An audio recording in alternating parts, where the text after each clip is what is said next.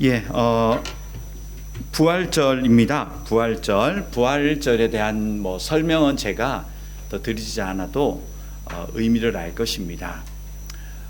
그런데 성경에서는 그 부활이 무엇인지에 대한 설명보다는 그 부활에 어떻게 참여할 것인가에 대한 이야기를 더 많이 해놓았습니다. 그래서 예수님이 이 부활하시기 전에 죽음으로 십자가에 달려 돌아가시기 전에 그 의미에 대해서 설명을 너무 잘해 주셨어요. 근데 우리는 이 성경을 너무 좀 어렵기도 하고 너무 길기도 해서 넘어가 버려요. 근데 그 성경이 바로 요한복음 17장입니다. 요한복음 17장은 부활의 조건, 우리가 어떻게 그 부활에, 그리고 그 부활이 우리에게 어떻게 작용하는지를 너무 잘 설명해 주셨는데, 이 설명이 길다 보니까 잘 못 읽었어요, 이 성경을. 그래서 오늘은 그 말씀을 조금 드려야 되겠고, 그리고 요한복음 17장 말씀을 잘 공부한 사도 바울이 기록한 성경을 보면서 이 힌트를 얻으려고 합니다. 먼저 오늘 본문에 사도 바울이 부활을 어떻게 기록하고 있는지를 보고 사도 바울이 무엇을 배웠을까, 거기까지 들어가 보는 겁니다. 먼저 이 성경을 볼까요? 로마서 6장 3절 4절. 자, 이 성경을 잘 보셔야 됩니다. 같이 읽습니다. 무릇 그리스도 예수와 합하여 세례를 받은 우리는 그의 죽으심과 합하여 세례를 받은 줄을 알지 못하느냐. 4절을 같이 보셔야 돼요. 1절. 그러므로 우리가 그의 죽으심과 합하여 세례를 받음으로 그와 함께 장사되었나니 이는 아버지의 영광으로 말미암아 그리스도를 죽은 자 가운데서 살리심과 같이 우리로 또한 새 생명 가운데서 행하게 하려 함이라. 아멘. 여기에 부활의 목적이 들어있어요. 이 구절 한번 분석해 보세요. 부활이 왜 필요한지가 나와요. 부활의 필요성은 보세요. 이 사도 바울이 공부를 잘했습니다. 다 이해했어요, 예수님의 말씀을. 그래서 이렇게 적어놔요. 우리가 그의 죽으심과 합하여 세례를 받음으로 그와 함께 장사되었나니 이는 아버지의 영광으로 말미암아 그리스도를 죽은 자 가운데서 살리심. 여기 부활이잖아요. 그리스도가 죽은 자 가운데서 살아나심. 이게 부활이잖아요. 다 알잖아요. 우리 청소년부 다 알잖아요. 그런데 이것이 우리에게 적용되기 위해서는 이 조건을 내걸어요. 사도 바울이 무엇이라고 합니까? 우리가 그의 죽으심과 합해야 된다. 부활이 우리에게 작용하고 적용되기 위해서는 그냥 우리가 오늘 부활절입니다, 예수님이 죽음에서 이거는 온 세상 사람들이 다 압니다. 일반 뉴스에서 나와요. 그렇죠? 한국 뉴스나 온 세계 사람들이 부활절이 무엇인지 다 알아요. 그래서 우리는 설명이 필요 없어요. 부활절은 예수님께서 죽음에 돌아가셨다가 3일 만에, 이거 다 알아요. 근데 그게 중요한 게 아니에요. 부활절은. 부활절이 무엇인가가 중요한 게 아니고요, 이 부활의 효과를 우리가 어떻게 참여하는지가 훨씬 중요해요. 적용이 되지 않는데, 부활이 나에게 작용하지 않는데 아는 것은 의미가 없어요. 예수를 믿어야 구원받는 거예요. 안다고 구원받지 않아요. 이름을 들었다고 구원받지 않습니다. 나의 신앙 고백이 나와야지 나의 하나님이 되는 거예요. 부활절도 제가 부활절이 어떻게 설명할 필요가 없어요. 왜? 부활이 우리에게 어떻게 작용하는지를 설명해야 돼요. 그리고 대부분의 성경이 이야기를 합니다. 특히 로마서 6장은 예수의 부활을 사도 바울이 정확하게 이해했습니다. 그래서 이 부활의 능력이 얼마나 큰지를 적어놨고, 그리스도를 죽은 자 가운데서 살리셔서 새 생명을 만들어준다. 이거 놀라운 일이잖아요. 이걸 설명해요. 근데 이것을 위해서 우리가 해야 될 것이 뭐냐 하면 죽으심과 합하여야 된다. 예수와 함께 죽어야지 같이 살아나는 부활이 우리에게 작용과 적용이 되어진다. 그렇게 얘기하는 거죠. 그러면 5절 가볼까요? 사도 바울이 설명을 쉽게 풀어놨어요. 감사하죠? 읽어볼까요? 만일 우리가 그의 죽으심과 같은 모양으로 연합한 자가 되었으면 또한 그의 부활과 같은 모양으로 연합한 자도 되리라. 아멘. 이거 같이 보잖아요. 그러니까 부활이 무엇인지 설명할 필요가 없어요. 죽었다가 다시 살아나는 거, 뭐 가수 이름도 있잖아요. 예. 그럼 좋아하시는. 예. 그래서 부활이 뭔지 다 이거 설명할 필요 없어요. 근데 성경은 그 부활이, 예수의 부활이 우리에게 적용되기 위해서는 반드시 그의 죽으심과 연합체로 들어가야 된다. 이 조건을 얘기하는 거예요. 아, 제자들이 이걸 배웠구나. 부활이 사람에게 적용하기 위해서는 그의 죽으심에 연합해야지 부활이 나에게 해당되는구나. 이걸 배운 겁니다. 그래서 로마서 6장에 사도 바울이 부활의 능력을 소개하면서 우리가 그의 죽으심과 합하여야 됩니다라고 얘기하죠. 그러면 이 이야기를 어디서 들을 수 있느냐? 요한복음 17장입니다. 죄송한데 여러분 성경 찾으십시오. 예. 요한복음 17장을 한번 열어보십시오. 예. 그 글자가 빨간색으로 보이신다면 좋은 성경을 갖고 계신 거예요. 네. 왜? 예수님 말씀이거든요. 전화기로 보시는 분은 까말 거예요. 네. 근데 성경을 한번 보십시오. 예. 전부 예수님 말씀이에요. 근데 요한복음 17장이 왜 중요하냐? 마지막 기도예요. 이게 마지막 기도예요. 돌아가시기 전에 기도하시는 거예요. 그 기도 전문을 요한이 기록해 놨어요. 그렇죠? 예. 그래서 아버지, 내가 이 땅에 와서 한 명도 잃어버리지 말고 해야 되는데 한 명 딱 잃어버렸는데 나를 사용해 주셔서 감사합니다. 이거 가룟 유다 얘기잖아요. 그러면서 예수님의 기도문이 쫙 나옵니다. 예. 자, 그런데 이게 어디까지 가서 핵심이 나오냐면 21절 읽으십시오. 같이 읽어볼까요? 아버지여, 아버지께서 내 안에, 내가 아버지 안에 있는 것 같이 그들도 다 하나가 되어 우리 안에 있게 하사 세상으로 아버지께서 나를 보내신 것을 믿게 하옵소서. 아멘. 이 21절이 이제 예수의 죽음과 구원과 부활의 핵심을 정확하게 기록해 놓은 성경 구절이에요. 자, 예수님이 지금 십자가를 져야 돼요. 그리고 그 십자가 이후에 부활까지 이 모든 일련의 과정의 목적이 뭐냐 하면 나오죠? 아버지가 내 안에, 내가 아버지 안에 있는 것처럼 예수님과 하나님이 한 분 하나님의 그 공동체에 누구를 넣기 위함이다. 예. 그들도 예수를 믿고 죽음에 동참하는 그들을 어디에다 집어넣기 위함이다. 우리 안에 넣기 위함입니다. 하나님 안에 집어넣기 위하여서 하나님의 공동체 안에 하나님 나라에 넣기 위하여서 내가 저 십자가를 질 것입니다. 이 일로 말미암아 나를 믿는 자가 나를 따라서 하나님과 하나 되었으면 좋겠습니다. 하나가 되어서 세상이 이 사실을 보면서 부활을 보면서 예수를 보면서 십자가를 보면서 하나님과 예수님 그 안에 인간이 들어갈 수 있구나.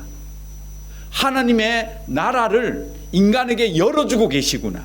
그 안에 집어넣어 주시는구나. 이 놀라운 목적이 여기 나와요. 그 요한복음 17장은 놀라운 하나님의 고백이에요. 왜 우리가 구원받는지가 다 나오고 왜 십자가를 지셔야 되는지가 다 나오고 그리고 우리가 어디까지 따라가야 되는지가 다 나와요. 내려갈까요? 23절 좀 더 구체적으로 보겠습니다. 읽습니다. 곧 내가 그들 안에 있고 아버지께서 내 안에 계시어 그들로 온전함을 이루어 하나가 되게 하려 함은 아버지께서 나를 보내신 것과 또 나를 사랑하신 같이 그들도 사랑하신 것을 세상으로 알게 하려 함이로소이다. 아멘. 예.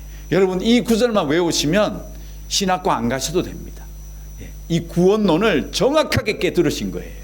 여기 삼일체도 다 나오고요. 하나님의 일방적인 무조건적인 사랑도 나오고요. 그리고 우리가 구원받는다는 것은 하나님 안으로 들어가는구나. 그분이 먼저 나라를 열어주셨구나. 그리고 그 공동체에 소속되는 것이 구원이구나. 그리고 그 모습을 세상이 자꾸 알도록 이 세상에서 계속해서 믿는 자를 구원하고 계시는구나. 이게 여기 다 나와요. 예. 이 구절이 굉장히 중요한 구절입니다. 굉장히 23절. 예. 24절까지 볼까요? 자, 더 이제 깊어집니다. 읽습니다. 아버지여, 내게 주신 자도 나 있는 곳에 나와 함께 있어 아버지께서 창세 전부터 나를 사랑하심으로 내게 주신 나의 영광을 그들로 보게 하시기를 원하옵나이다. 아멘. 다 개방하시는 거예요. 창세전에 있었던 하나님의 영광, 하나님의 나라, 이 모든 걸 다 개방하시겠다. 사람들에게 전부 보여주시겠다. 그리고 그들이 이 놀라운 창세 전부터 있었던 하나님의 사랑과 영광 가운데 그들이 다 볼 수 있도록 내가 무엇을 가겠다는 겁니까? 이제 저 십자가 지겠다. 그리고 십자가의 죽음이 끝이 아니고 그 다음에 펼쳐질 놀라운 하나님의 영광의 나라를 그들에게 주고 싶다. 이게 예수님의 고백입니다. 요한복음 17장 너무 귀합니다. 예. 하나님 마음을 이렇게 직격으로 딱 표시한 성경이 제가 봤을 때는 없어요. 예. 그저 우리는 뭐 하나님의 사랑이시다 이렇게 알았잖아요. 우리를 구원하시다 이렇게 알았잖아요. 그러니까 하나님의 마음이 고스란히 드러나는 그 성경이 요한복음 17장입니다. 꼭 기억하십시오. 요한복음 17장은 그 관점으로 성경을 읽어보십시오. 전혀 다르게 보입니다. 와, 얼마나 하나님이 우리에게 개방해 주시는지. 그래서 우리가 하나님 나라를 보는구나. 그래서 내가 구원받았구나. 이것을 다 볼 수가 있습니다. 그래서 이것을 다 공부한 사도 바울이 갈라디아서 2장 20절 이렇게 고백하는 겁니다.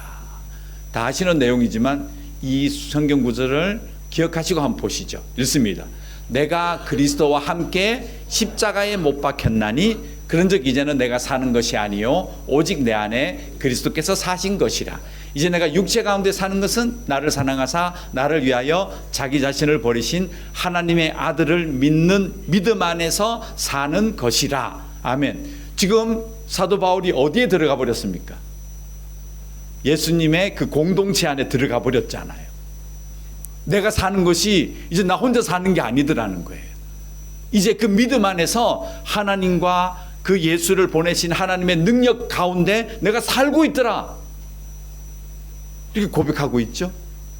요한복음 17장에 예수님의 마음이 오늘 고스란히 사도 바울에게 전달됐습니다. 그런데 한 가지 조건을 딱 내밀죠. 뭐라고 얘기합니까? 그리스도와 함께 십자가에 못 박혔다.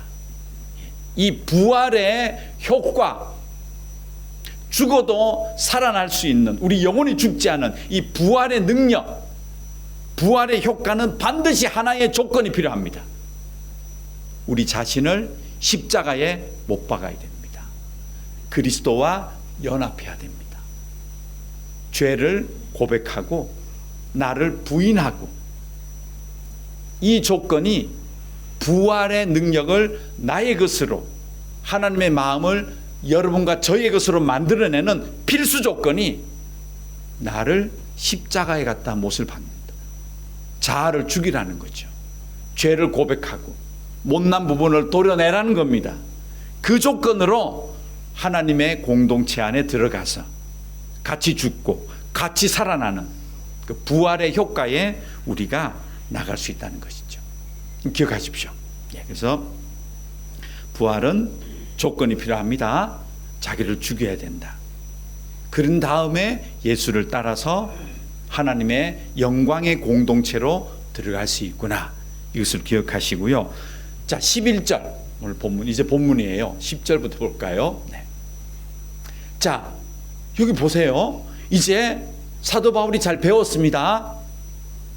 하나님의 나라에 들어가는 조건, 자기를 부인하고 죽여야 된다, 이 얘기를 쭉 하죠. 그래야지 부활의 효과에 우리가 살아날 수 있다. 요게 로마서 10절 전까지의 6장 10절. 그런데 한번 보세요. 읽어볼 거예요. 이제 그가 죽으심은 죄에 대하여 단번에 죽으심이요 그가 살아계심은 하나님께 대하여 살아계심이니. 11절 이렇게 얘기해요. 어떻게 얘기합니까? 같이 읽죠. 이와 같이 너희도 너희 자신을 죄에 대하여는 죽은 자요 그리스도 예수 안에서 하나님께 대하여는 살아있는 자로 여길지어다. 예. 여기서부터는 무슨 얘기를 하느냐면 이 시점이 중요합니다. 구원받고 이제 십자가에 같이 못이 박혀서 부활의 능력으로 살아가는 자들에게 주시는 말이에요. 이것은 부활을 믿으라는 얘기가 아니에요. 자기 자신을 십자가에 못 박고 구원받은 자가 그러므로 이제 우리는 예수를 따라서 같이 죽었고 같이 살아난 자로 여겨라 나오죠? 여기 보십시오. 이제 부활을 우리가 이 효력에 들어간 자에게 대한 얘기예요. 이 부활을 설명하는 게 아니에요. 사도 바울이. 그렇죠? 같이 죽었으니까 같이 살아났다. 이제 부활이 자기 것으로 된 자가 어떻게 살 것인가? 12절. 예. 지금부터 어떻게 살아야 될지가 나오는 거죠. 같이 읽죠. 그러므로 너희는 죄가 너희 죽을 몸을 지배하지 못하게 하여 몸의 사욕에 순종하지 말고. 13절. 또한 너희 지체를 불의의 무기로 죄에게 내주지 말고 오직 너희 자신을 죽은 자 가운데서 다시 살아난 자같이 하나님께 드리며 너희 지체를 의의 무기로 하나님께 드리라. 이렇게 되어 있죠. 부활을 연합해서 예수님과 연합해서 부활을 알고 기뻐하는 자가 그 다음 어떻게 살 것인가, 이 얘기를 한다는 얘기죠. 그래서 항상 뭘 생각하라는 거죠. 내가 예수의 부활의 효과를 받기 위해서 예수님처럼 죄에 대하여서 죽은 자로 여기고 항상 그렇게 나 자신을 그렇게 생각하면서 살아야 된다. 죄와 싸우고 우리 지체를 하나님께 드리는 훈련을 해야 된다. 그래서 부활은 끝이 아니에요. 부활신앙은 시작이에요. 시작에 불과해요. 예수와 연합한 자가 어떻게 살 것인지에 대해서 로마서는 이야기해 주고 있습니다. 왜냐하면 14절 중요합니다. 같이 읽죠. 죄가 너희를 주장하지 못하리니 이는 너희가 법 아래 있지 아니하고 은혜 아래 있음이라. 이제 여러분 구별할 수 있으세요?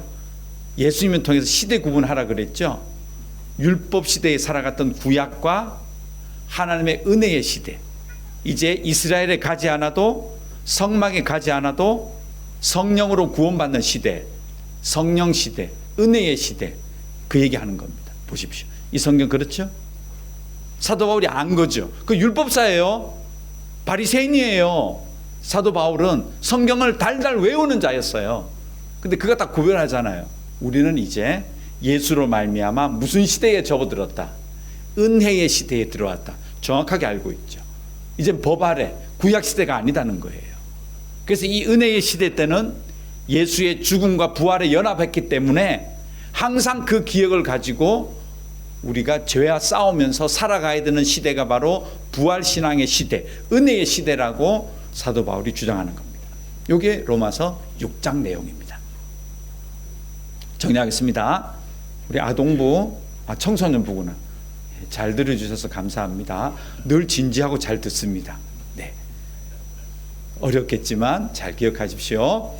부활은 아는 것이 중요한 게 아니에요. 부활을 제가 설명할 필요가 없어요. 뭔지 다 알아요. 그런데 부활이 어떻게 우리에게 작용해야 되는지는 반드시 하나의 조건이 있습니다. 그것은 예수와 연합해야 됩니다. 하나님 안에 들어가서 죄를 십자가에 못 박는 그 과정을 거쳐야지 그 다음에 우리가 그와 함께 죽고 그와 함께 살아나는 이 은혜의 시대에 동참되어져서 살아갈 수 있습니다. 여러분 기억하시고요. 이 은혜의 시대에, 부활 신앙의 시대에 우리가 해야 될 일은 죄의 더러운 곳으로 자꾸 우리가 달려가지 마시고요. 예수를 따라서 십자가에 죄를 못 박은 것처럼 항상 되새기고요. 그리고 그 부활 신앙으로 살아가시는, 은혜의 시대에 살아가시고 부활이 여러분에게 정확하게 작용되고 적용될 수 있는 그런 부활절 날이 되시기를 간절히 소망합니다. 기도하겠습니다. 하나님 감사합니다. 오늘 부활절, 그 부활이 우리에게 어떻게 작용하는지, 또 우리가 어떻게 해야지 그 부활에 들어가는지 말씀해 주신 것 감사합니다. 사랑하는 성도들이 로마서 6장 그리고 요한복음 17장을 다시 읽으며 그 부활의 신앙에 깊이 들어갈 수 있는 오늘 하루가 되게 하여 주시옵소서. 예수님의 이름으로 기도드렸습니다. 아멘.